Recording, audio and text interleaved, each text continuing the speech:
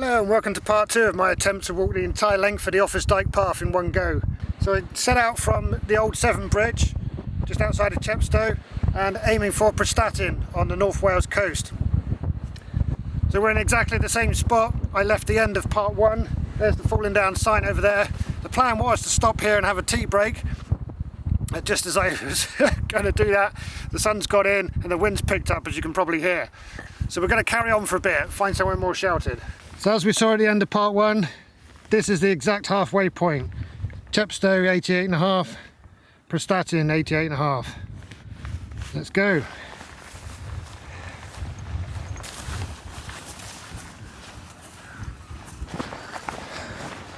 Go on. Go on.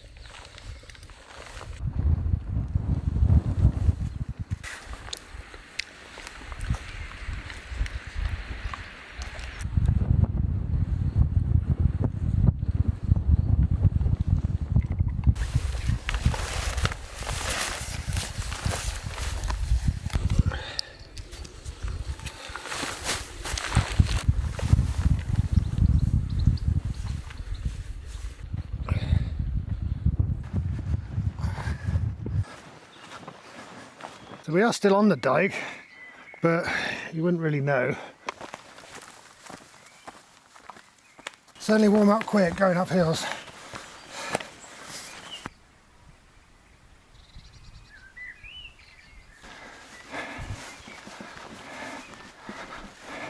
Still on the Dyke, down a very steep little path.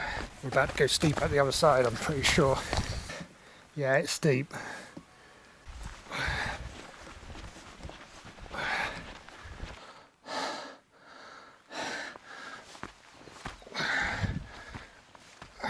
And there's the next descent.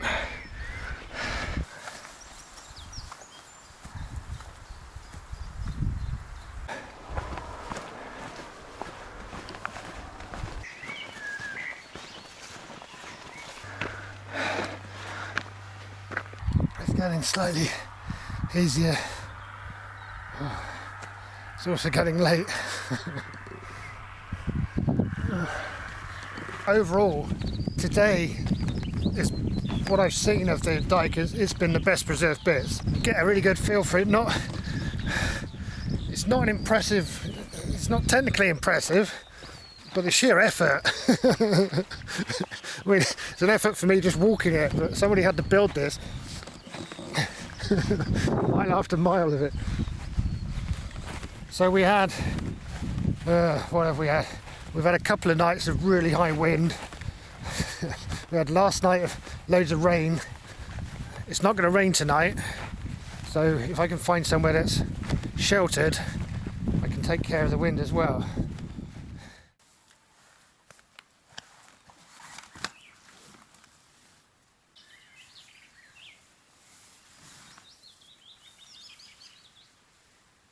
Almost ready for bed. I've just got to finish getting my nighttime clothes on, but I'll say goodnight now because it's getting dark really quick. Just over 21 miles a day, so I'm really happy with that. Considering we took so long in Knighton, all necessary stuff, but it did take a long time. And like I say, the guidebook said this is the toughest section of the entire hike in terms of, as you saw. Oh, I'm glad that's done. I'm feeling good. I feel it's been a long day. Yeah, but right now I'm feeling good. Hopefully I will still in the morning. I'll see you in the morning. Well, good morning. Welcome to day 6. Shockingly, it's 7:30. I'm guilty of a lying. But I think it was the first good night's sleep I've had yet. No wind, no rain. And I think I earned it as well. It's a tough day yesterday. Anyway, I'm going to, usual, pack up, do a couple of miles, have some breakfast, and we'll make a plan. Forecast is gloomy, drizzly today, which is not great. But we'll make do. I don't know if I actually mentioned last night, we're in the Dyke. This is the ditch on the Welsh side, and then it swoops up over into the Mercian side. It just happened to level out a little bit. We're still quite high up, but it just leveled a bit before it gets slopey again. Yeah, perfect pitch, really good spot.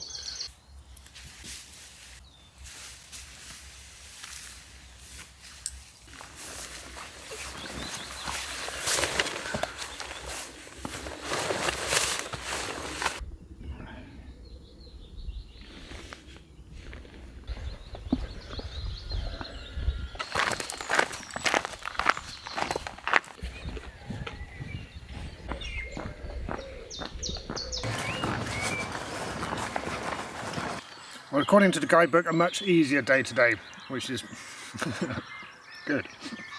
Very different feel to the terrain down here in the lowlands. It's much wetter for one thing, and it's somewhat, it feels less hospitable. It's kind of hard to explain, but I think it's because it's more intensively farmed down here. So the fields are farmed right up to the edges, and it took me ages to find anywhere to just sit down and have a coffee.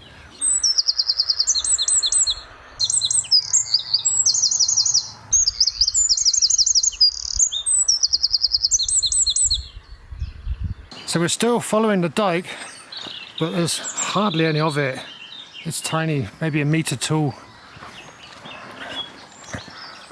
Those are the Shropshire Hills, and there was row after row of those that we were doing yesterday, but now it's just gentle undulations. It's certainly easy going compared to the last few days, but it's also a bit boring. There's nothing out here. It continues to amaze me that this part of the country, or countries I suppose, we're considering England and Wales, there's just very little going on.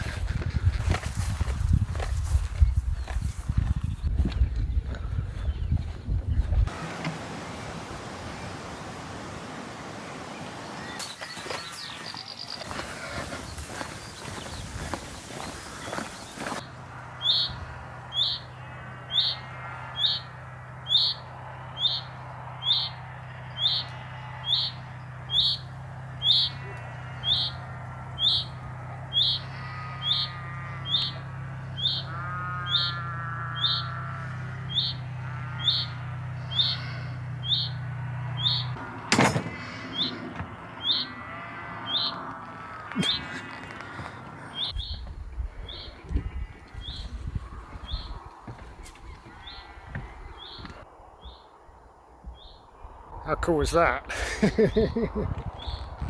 Brilliant.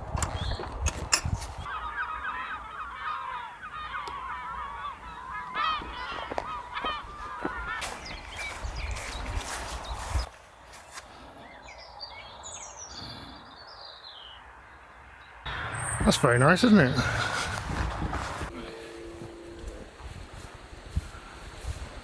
I didn't fill up at that house because I knew this climb was ahead, so I thought I'd be clever and save 2 kilos of overall weight.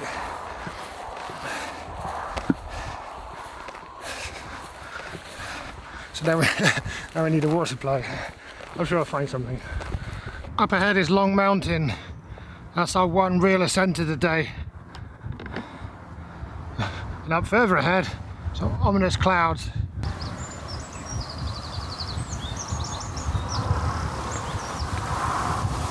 Coming up to a little village. I'm wondering if they got a pub. It is lunchtime. Well, there is a pub, but it looks rather closed. Well, this is the village of Ferden. Village pub was closed. The whole place smells of shaken back.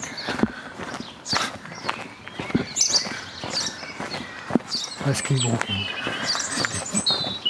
Well, the rain's come in, so I've had to suit up. But I did find a water source, so rough with the smooth and all that. So now we need the rain to stop and a spot for lunch.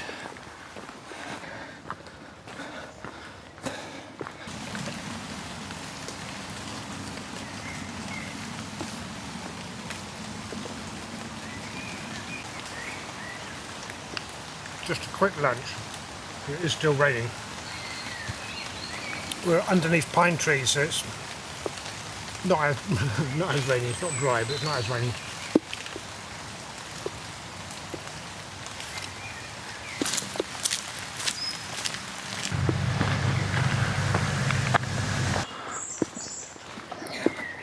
We're near the top of the hill now, but not currently much view.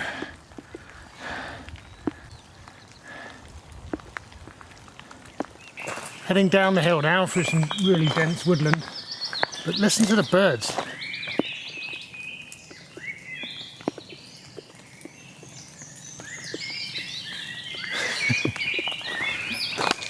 That's very jolly.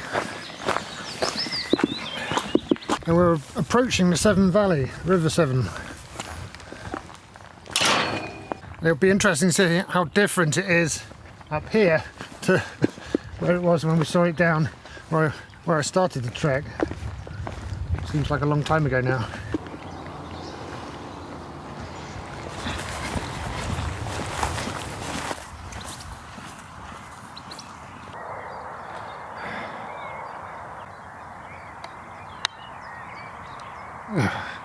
I'm trying to film the swallows, but they're much too quick for me.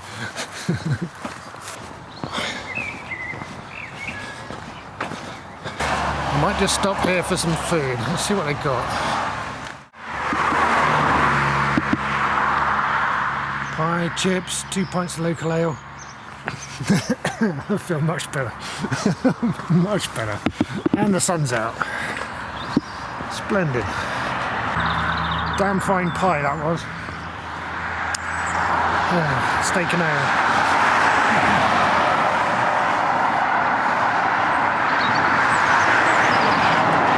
After the disappointment of the pub at lunchtime being closed, it just felt like the thing to do.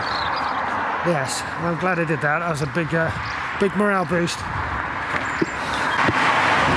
that's the Green Dragon, that pub. They do camping there, but it's just a bit early for that, so I'm going to push on and find a spot. And that's all I've got to do tonight, find somewhere. So we've got to cross this bridge now, which has got no provision for pedestrians.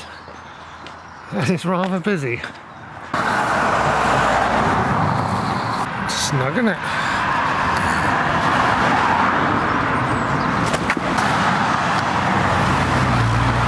Not impressed with that bridge at all. That's a big relief to be away from that road, crikey. And here's the River Severn. So we're going to walk along the side of this, then we're going to join the Montgomery Canal and walk along that. We've crossed the massive field. Now I've got to cross another busy road, and then we're onto the canal.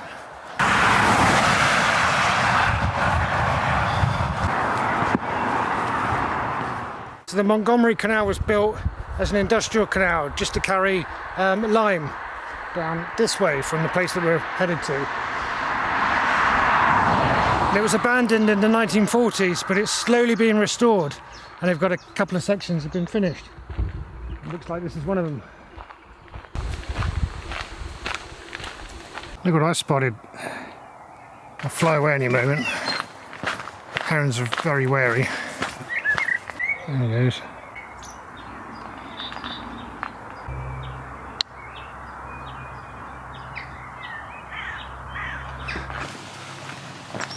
Down here.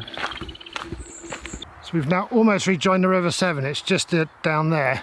I've got 1 mile to go if I want to clock over into 20 miles, and then we need to find somewhere to camp.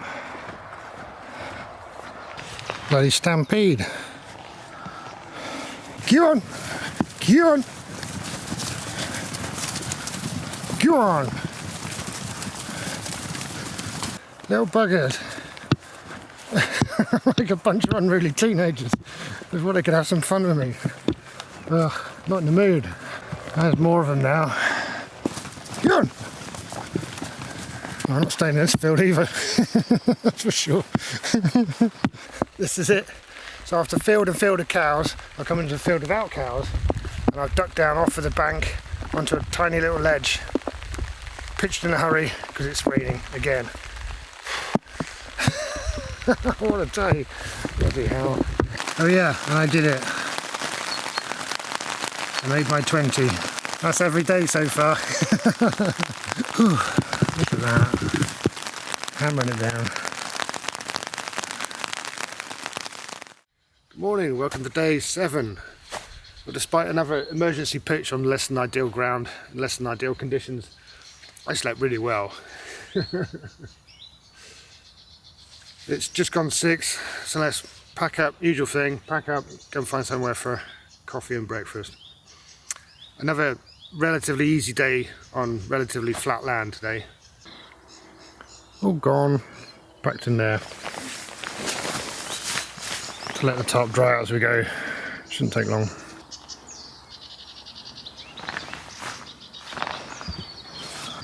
So we're currently still following the River Severn, which is just over there. And then at some point, I think we veer off and rejoin the Montgomery Canal. Oh, look at these lot. There's just not much happens in these fields, evidently.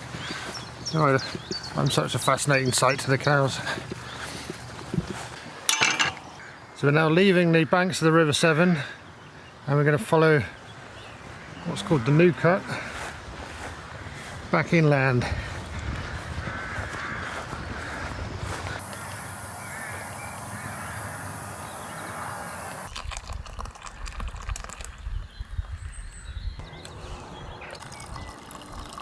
It's not an exciting day. We've got the Montgomery Canal, which is supposed to be quite interesting. Other than that, and looking at the so in the front of the book here they've got the elevations, and we're here, we're right in the flattest part. So yes, not the most dramatic day of scenery coming up, but who knows, we might find something interesting to film. But this is completely dry, this can go in now.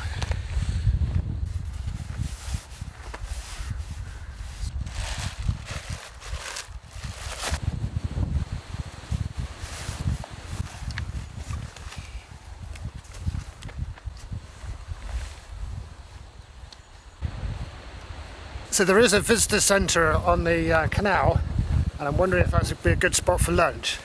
Well, if we get there at lunchtime. It'll be something to aim for anyway. It's the Dyke again, just about.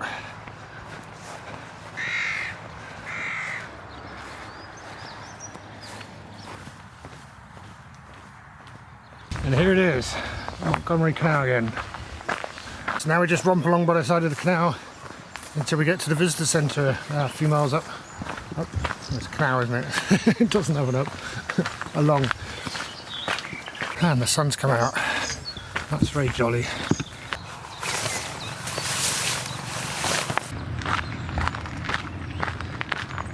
Obviously, canal towpath walking is as easy as it gets.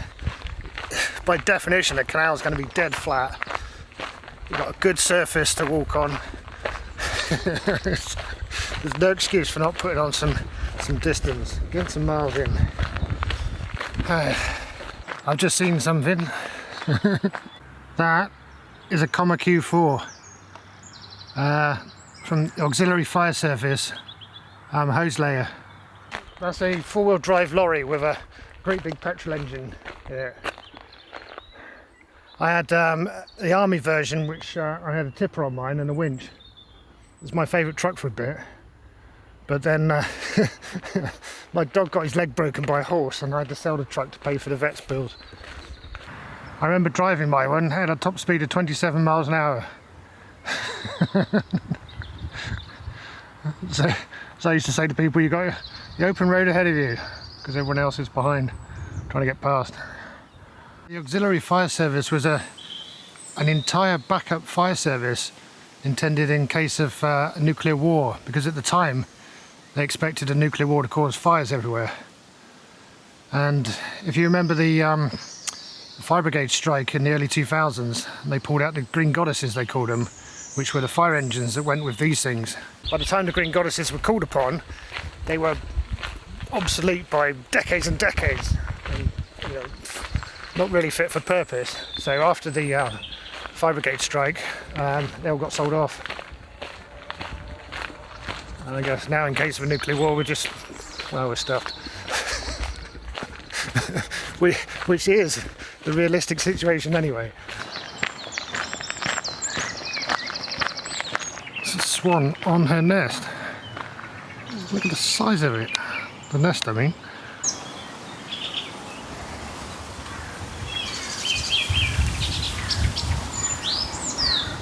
Got an aqueduct over this river.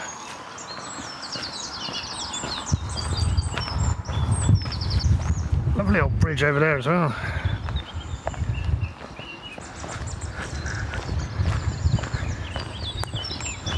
So I said canals are dead flat. Obviously they do cope with changes in elevation, and this is how they do it. So you go through a lock and we jump up, I don't know, what, 8 foot. So for this one you'd have to empty the lock, sail in this way, and then let in water from the other side, bring your boat up to the new level.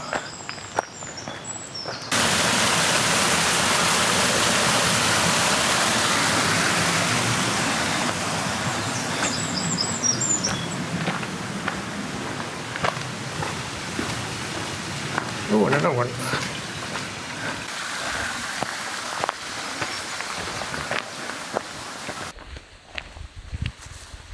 I can show you why they've got such massive counterweights on them. Look how easy it is to move.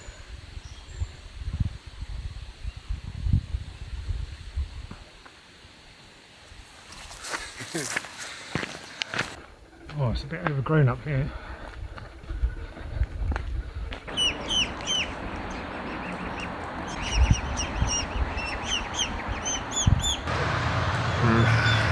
You can read it better than I can say it. Only opens the weekends. It's a Sunday, but not until 1:30, and it's 11:30. So let's crack on. We've left the towpath and we're going up an incline. A bit of a shock to the system after all that flat. So now we've got a rather perilous path winding across there. The views are quite incredible. Oh, look at the rain over there. That's where we were yesterday. Look at that band of rain that's falling. I'm glad we're not there today.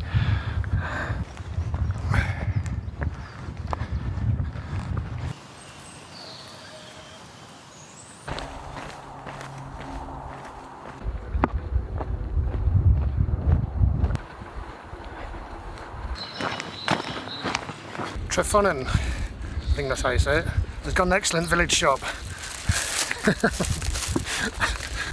And I bought loads of stuff, including ice cream. I did contemplate a pub, but that's where I had my last meal, so I can't make a habit of going to a pub for every meal. Besides, it's Sunday lunchtime, the pub would be packed, I expect. So, I better eat this before it melts, and then we'll go and have a picnic. Trefonen. Excellent resupply spot. Now we just got to find somewhere to consume it all. Hell of a late lunch, but that's fine. I'm not far out the village, but I found a perfect spot with just the right mixture of shade and sunlight. And I'm going to tuck into my goodies from the shop. I think I've sat here for nearly an hour, which is fine. It's a combined lunch and afternoon tea break, so I think that's okay. Everything's dried out now, which is brilliant. My feet are dry, my socks are dry. All those socks that are hanging on there are pretty much dry. My shoes are dry. That's all great. we're actually sat on the dike, as you'll see in a second. Finally packed up and moving again. We're off. And like I said, we're picnicking right next to the dike. Here it is again. And we're going to follow it for a bit. It's interesting how much the dike varies. Just back a little bit, it was huge. Now, as you can see, it's barely bigger than a cow. So these are all dairy cows. They're not interested in me in the slightest. Got better things to do, like stuffing their faces with grass.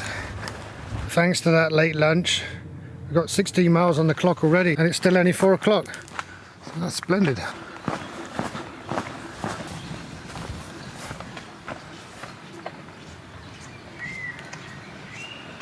Apparently that place is new, but well worth the stop. Brilliant. Obviously I just had a big feed, but I loaded up on fresh water, had a little bit of lemon drizzle cake, all good.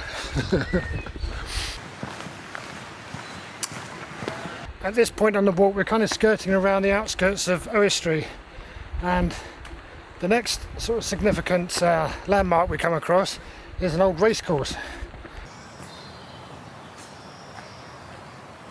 Just as you reach the top of a very long climb, there's a bench, a lovely bench. What a kind gesture. This bench is in loving memory of Anne and Bill Park, who loved these hills. It's a great idea. I'm going to have to do that when I go. Leave money for a bench somewhere. It's not that expensive, but would bring joy to hundreds, perhaps thousands of people. It certainly brought me some joy. Well, thank you again to Anne and Bill for the bench. I'm rested and rehydrated. Let's push on to the racecourse next.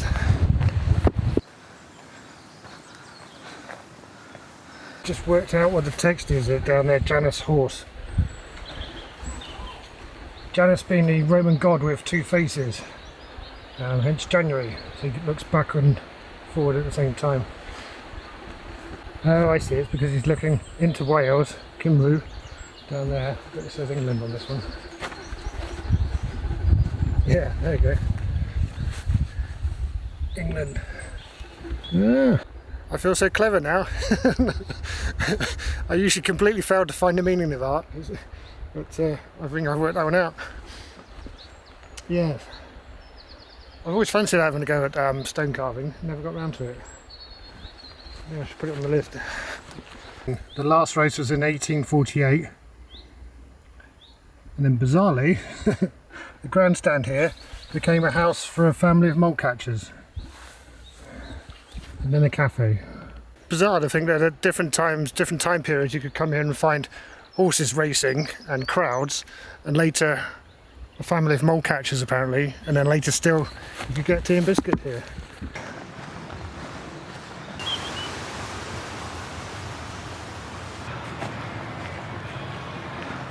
I've just spotted the dike again, so we're going to go down into this as an equestrian centre, and then the dike is up there where that gorse is.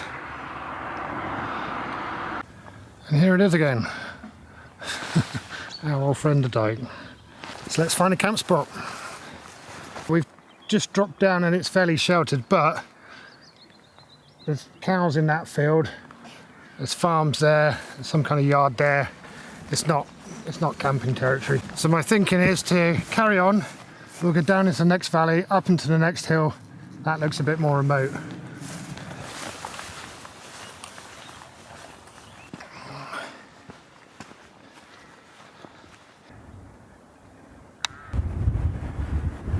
It's a hare. So I've just been into these woods and I don't like them. They give me the creeps. So we're not going to do that. Those are the woods on the ridge of the hill, and they seem to be a good bet in a sense. They lead to a small tower, and I walked there, but I didn't like it. It showed evidence of other people having been there. The wrong sort of people, I'm going to say, because they left rubbish behind. It's obviously a destination of some sort. So I didn't like that. I didn't like the woods themselves because they're very, very dense. And you can't really get through the woods except for on the trails and the paths. So that's all a dead loss, that whole, everything up there. So I come down, back onto the trail. So there's the trail just there. where those rocks are. So I'm about 6 foot off the official trail. I'm going to have dinner just here and take it from there. I might just pitch down there in that dip, which would be nice and sheltered as well.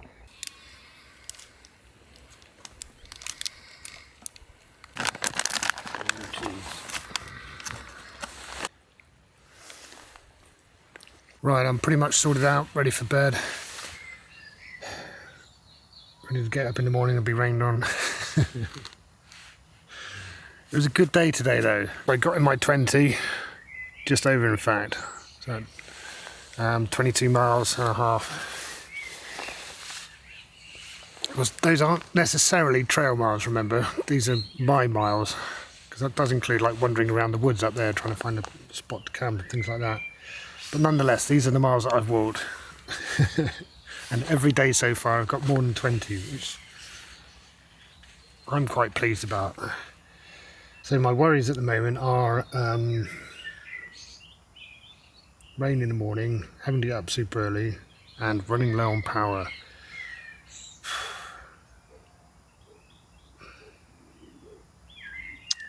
Yeah, and that puny little solar charge that I've got would have been okay if we'd had every day sunny, which we haven't. Anyway, I'm gonna get some sleep and we'll do it all again tomorrow. See you in the morning. Good morning and welcome to day 8. So the heavy rain that was forecast right about now actually turned up at 3 o'clock in the morning. So we've had that band of rain, which I guess is a good thing. I'm packing up now. I had a lie-in all the way till 6 o'clock. Pack up now, get on our way, usual routine. The issue I've got today is I'm very low on electrical power.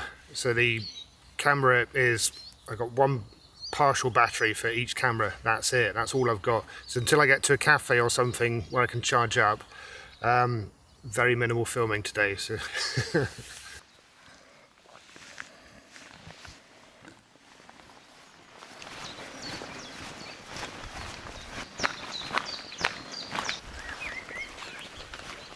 Dyke visible again.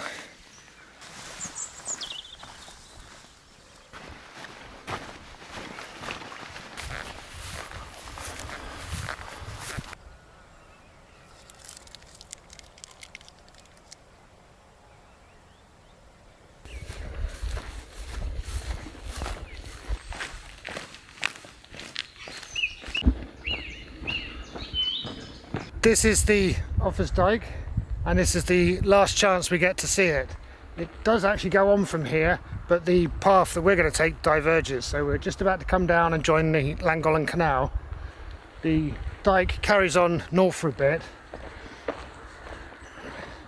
but we're going to be going off and tomorrow over a mountain range.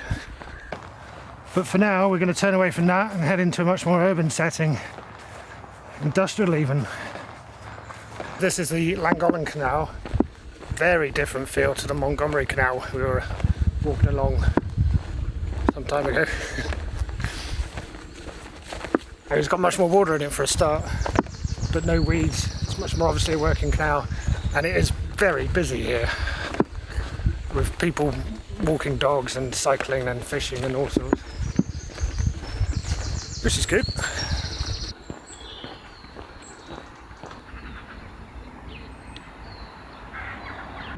Our first sight of the famous aqueduct. You can cross it, there is a towpath, but thankfully for someone who's not good with heights, that's an alternative route, not the main route. So we won't cross that, we'll just admire it from a distance. So that's the aqueduct is there, that's the alternative route. The main route goes down here across a road bridge. There's some people up there to give you some scale. The amazing thing to me about, well, not just the scale of that construction, but that it was made in 1805 and it's still going strong today. That is impressive engineering in my book. Built by Thomas Telford, who incidentally also built the bridge at the end of my first hike, the overbridge just outside of Gloucester. Right, and now we've got a steep climb to rejoin the canal. Narrow boots. That's an option, isn't it? Tea rooms is very popular. I turned up there at 12. It's a Monday lunchtime. I turned up there at 12. By 1 o'clock now, when I'm leaving, it is rammed. But I got some good charging done, so I should be able to film for the afternoon now, so that's very good. Obviously I had to eat something and have some tea as well, so yeah, I'm replenished myself. Right, got to find a shop and then we're back on the canal. Very handy little shop in Trevor. I've also got lunch for tomorrow. I've had lunch today and I've charged up some batteries as much as I could in an hour. Let's get back on with the hike.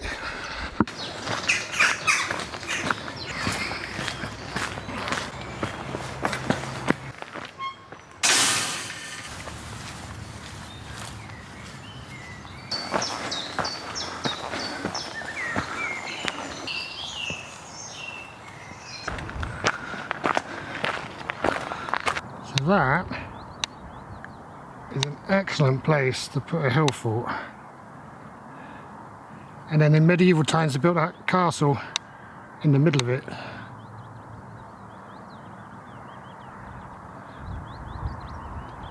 But look at its situation, you got 360 views all the way.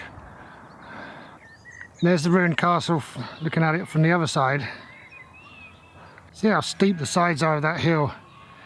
So as a stronghold, it would be invincible. But of course it's very vulnerable to siege. I mean, how on earth would you resupply it? But for a single battle, yeah, that's tops.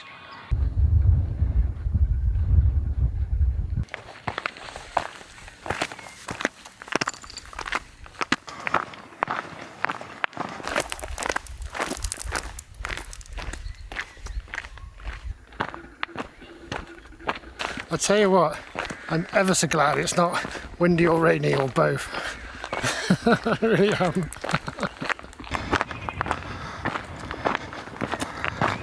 Oh, I'm glad that's done. You can just make out the path on the side of those cliffs. There's really not much of it. It's done. Certainly a day of contrasting landscapes. And we're off onto the moor next. I expected to be a lot further along by this point in the day. I don't know what happened. Well, I guess I walked really slowly, I guess that's what happened.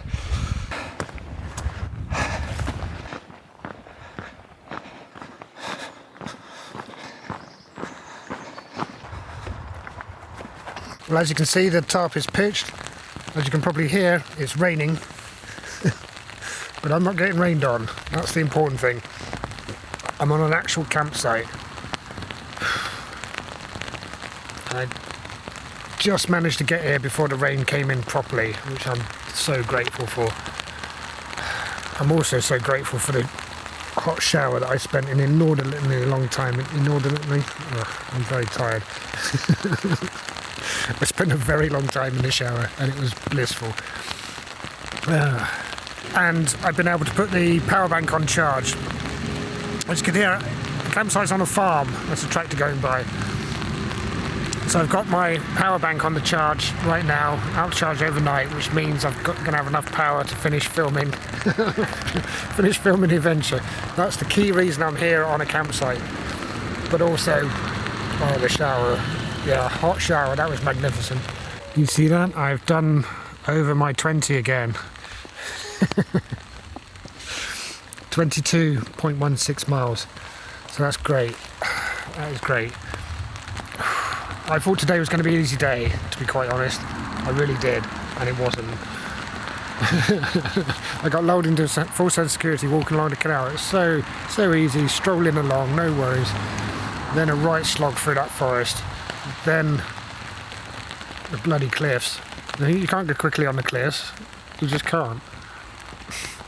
And then once I got off the cliffs, it was 5 o'clock, and I rang the guy up here just to see if I could turn up really late, and they were okay with that. So then I just walked as fast as I could for the last 4.5 miles.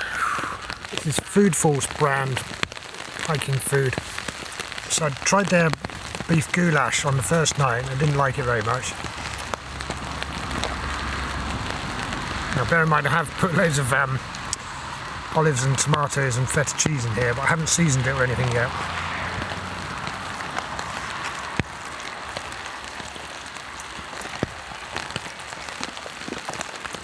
That's really good. Yeah, that's much better than the beef goulash. Yeah, I would buy that one again. Now I'm going to put all the seasonings in it. The rain has abated for a moment, so I can show you the pitch. You see, there's no one in this caravan, but I thought I'd make use of it as a windbreak. It's due to be quite blowy tonight. As you can hear, we're right next to a main road. That would normally be a deal breaker for me, but I'm so knackered that I'm not even going to notice that. Once I go to sleep, I'll be off. I'm trying to think the last time I stayed on a campsite. A proper campsite, a long time, I think. I can't remember. But it was the right decision tonight, definitely. I had a good evening of it actually. I'm going to be nice and snug tonight. I'm absolutely pooped. So I'll say goodnight, I'll see you in the morning. Good morning, welcome to day 9. What a horrible morning it is. It almost stopped raining, but it's raining nearly all night. Really strong gusts of winds, even here, where I sheltered as best I could. This has been blowing like mad. So much of my stuff is wet. It's all a bit bleak. The forecast is horrible today. Squally showers all day long, and we've got a mountain range to cross.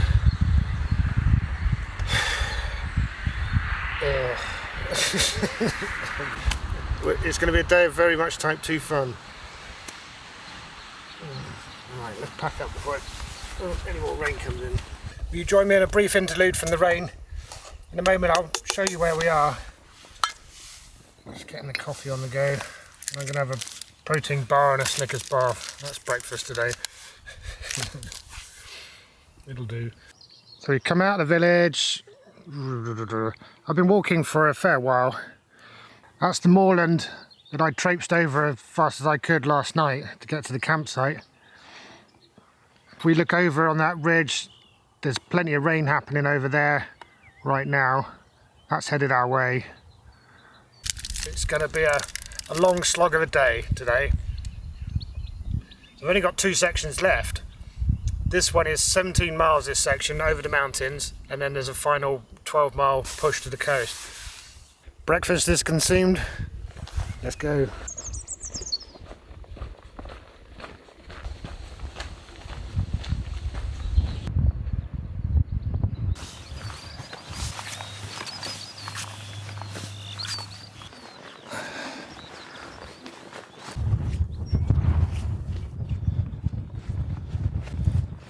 Plenty of rain now. Look at the contrast. Look over there. It's only a few miles away. It looks glorious.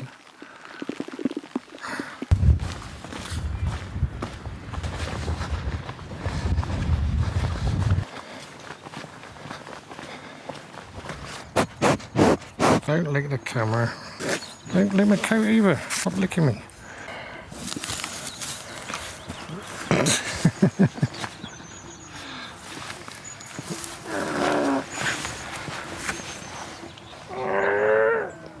Push a walk. Cows are quite strong, aren't you? I've never tried a strength challenge with a cow before. I couldn't push him back. He was pushing against me. I think we're in deadlock. There's only a young'un as well, aren't you? I don't want to play now. Oh, don't you start. Right, you lot. Get up. Get up. Go on. Go on. Go on. Go on. Go on. Go on. Go on. Go on. Go on. There we go. Thank you.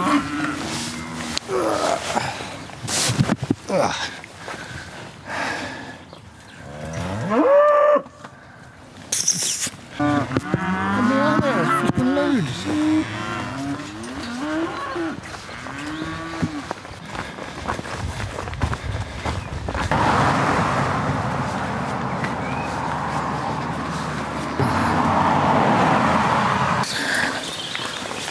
Off the road.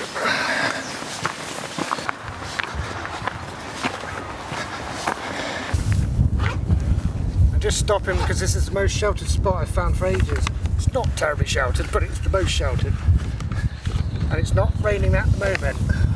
It will be fairly soon. I can have a very quick lunch.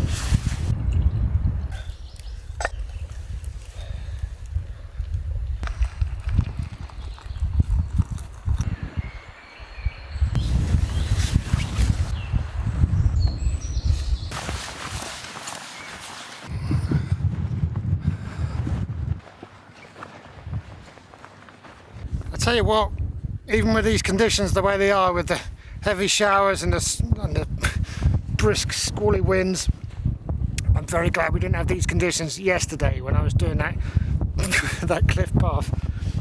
That would have been so much worse. This is I'm managing so far at least.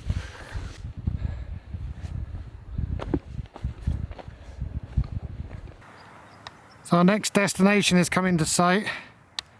It's up there, not on that hill, the one behind it. There. That tower, or the remains of it.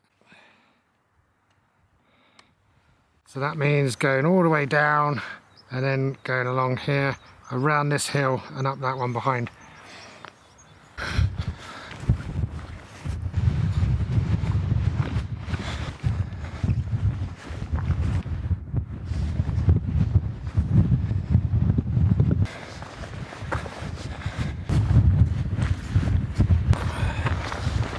And here we are, Jubilee Tower.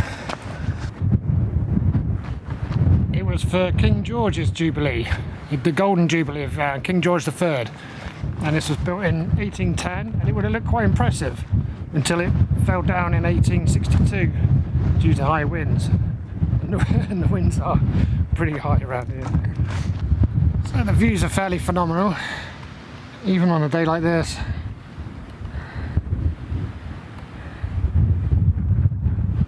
This is the highest point of the day, and indeed this whole mountain range. So we're going to head down that way now. Going to go down and a couple more summits before the day's over.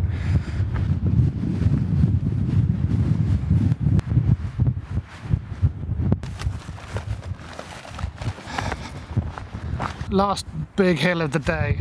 Just been checking the map. So you can see the terrain. Look at the range lines. This is mental. It's just practically orange. Anyway, we've been going along here. This is the one we're looking at here. So we go up and over that and then down towards the village. It's still a fair way there, and we're over onto another page down into here, and we're aiming for here. This is the end of this stage, Bodfari village.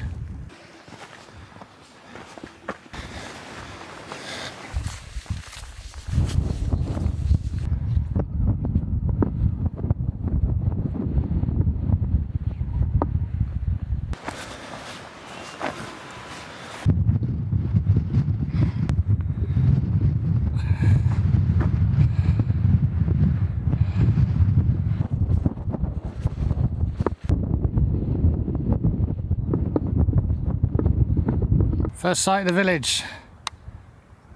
That's the target for the end of the day.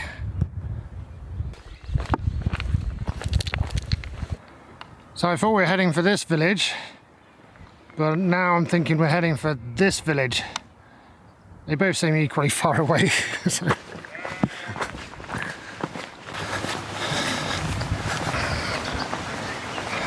I'm going to head for the church if I don't find any water beforehand. Well, no luck there, unfortunately. Bodfari was a bit of a dead loss. The church doesn't have any water. There's a pub next to it. That was very tempting. I knew if I bought a drink they'd fill up my water bottles, but it was already 7 o'clock by that point.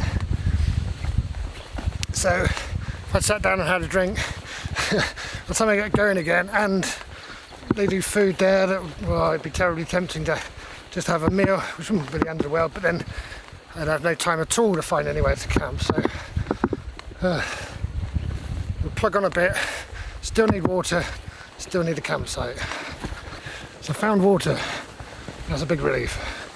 And we've reacquired the trail here. Now that I'm actually back on the trail, rather than just wandering around aimlessly. Every step walk today is one I don't have to do tomorrow. So there is that.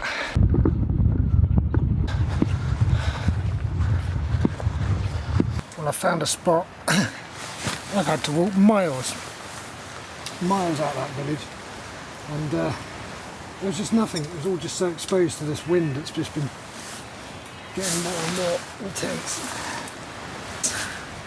Crikey, it's nearly 9 o'clock. Oh.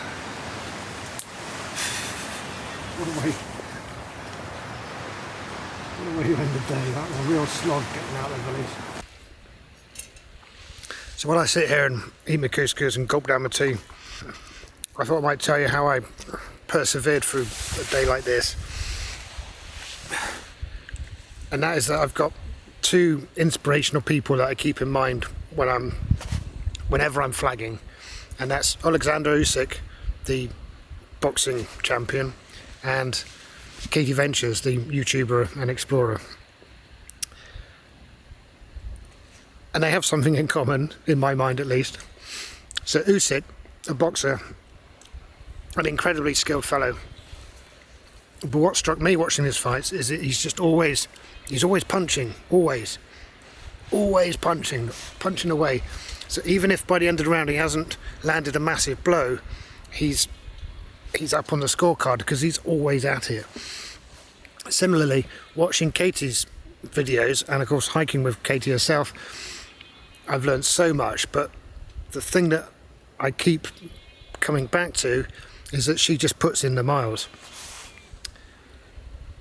So whereas the temptation is with a wild camp is that you find somewhere nice, you pitch up, you have your dinner, you know, have a nice evening of it, get your chair out. Wake up in the morning, have breakfast, think about packing up on your way. That's all lovely. But if you want to do something that's serious mileage, you just got to put in the miles. So instead it's waking up, do some miles, have breakfast, do some miles, have a break, do some miles, have lunch, do some miles, have dinner, do some miles, and then pitch up, but always just do some miles. And that's what I've been keeping in mind, even though for me it takes like today, going up hills, putting in the miles just seemed to take forever, but nonetheless those are the two people that are most inspirational to me when I'm flagging. And I was flagging quite a lot today. But we got here. We got here and then we did some extras. So it's all good. Now remember, these aren't trail miles, these are my miles, because I walked all the way into that village, round it and back out again, and then traipsing around looking for a pitch. But that's 24 miles I walked today. Oh, strength. Over some pretty challenging terrain, I think. For anyone that would be. Oh, carrying a pack like that. Yeah. Right. Good night. See you tomorrow. Good morning and welcome to day 10. Final day, unless something goes terribly wrong. It's about 10 to 6 and I want to be packed up and gone before the farmer does his morning rounds. So, usual procedure, we'll pack up a couple of miles, find a nice place for coffee and take it from there.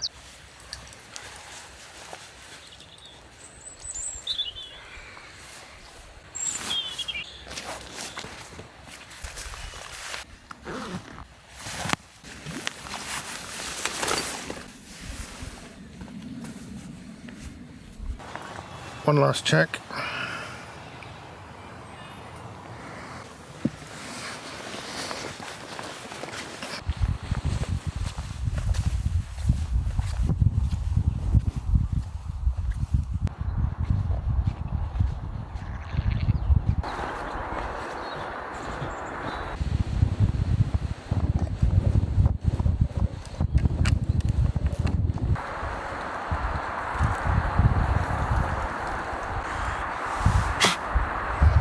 breakfast on the final day. I think this is a good time to review the overall experience.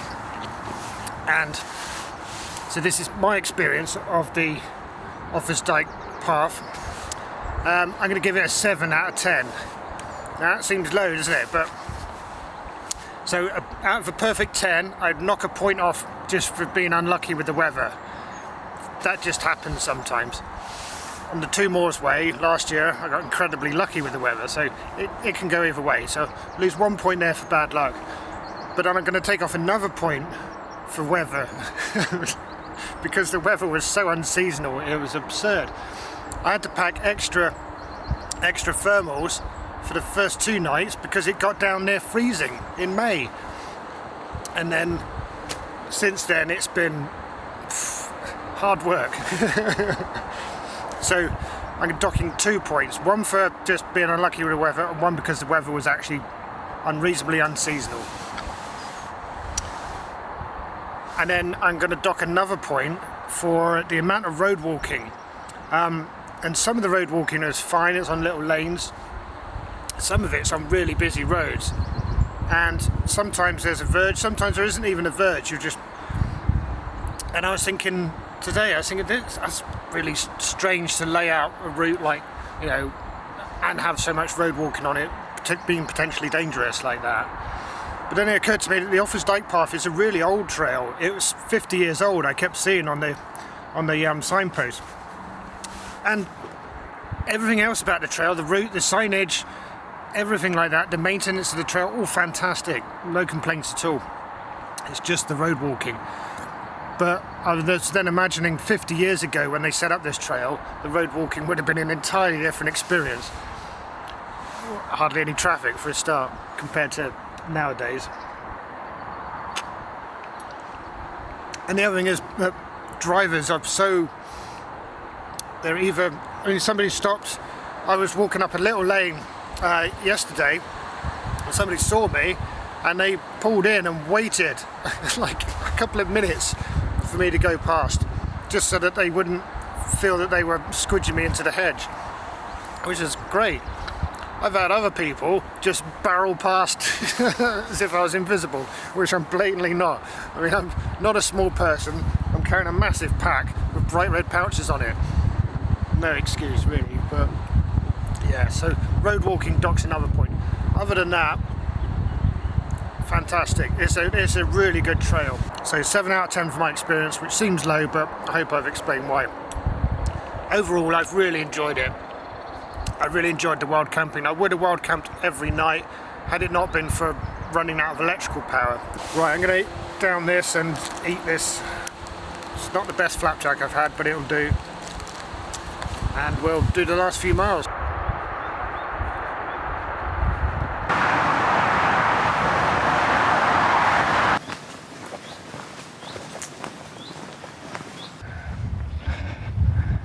Down at the finish, straight down at the finish for the first time.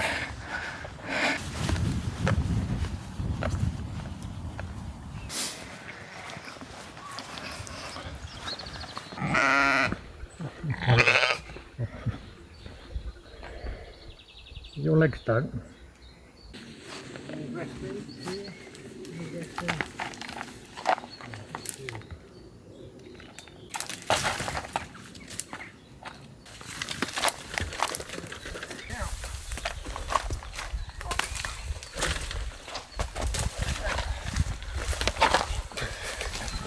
You're welcome. Okay, bye.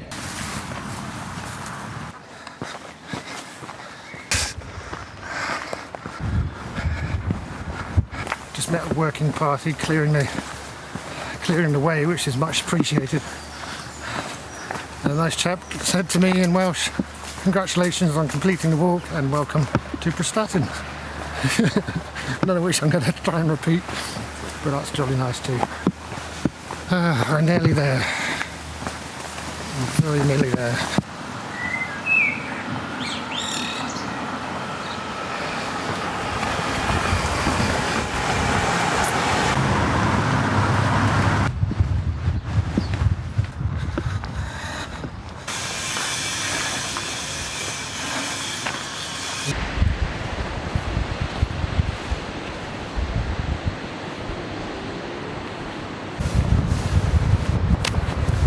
enjoyed that. Even the tough bits are very satisfying once you get through them.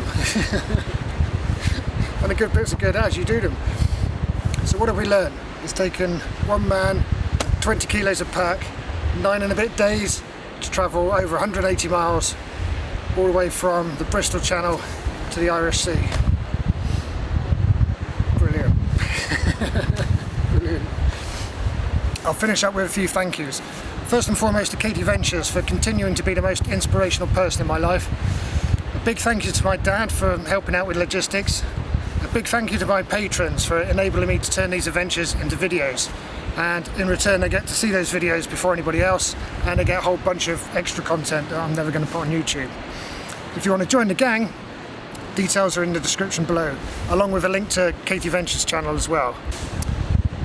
But that's it for now. I've got a train to catch. I'll see you in the next one. Cheers.